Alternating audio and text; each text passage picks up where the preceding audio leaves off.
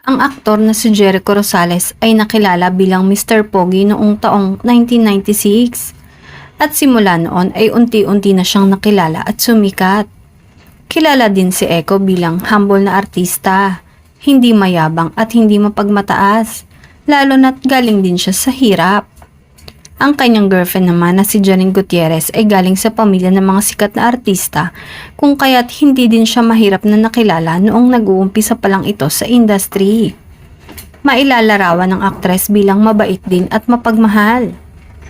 Madami nga ang nagsasabi na bagay ang dalawa dahil pareha silang down to earth na tao, kahit sikat at mapagmahal sa mga tao hindi lang sa paligid kundi kahit sa mga hindi nila kakilala. Samantala, isang account sa social media ang tila naglabas ng kanyang saloobin tungkol sa showbiz couple na sina Jericho Rosales at Janine Gutierrez.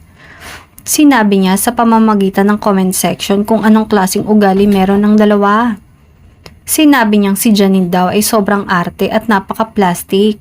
Bait-baitan lang daw ang ugali nito. Sinabi din niya na ang aktor na si Jericho ay hindi daw maganda ang pag-uugali at sobrang yabang.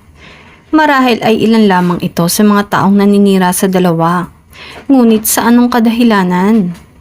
Kahit naman maraming nagpapakalat ng hindi magagandang salita tungkol sa dalawa, ay hindi pa rin mapipigilan ng showbiz couple na sina Janine at Jericho sa kanilang pagmamahalan.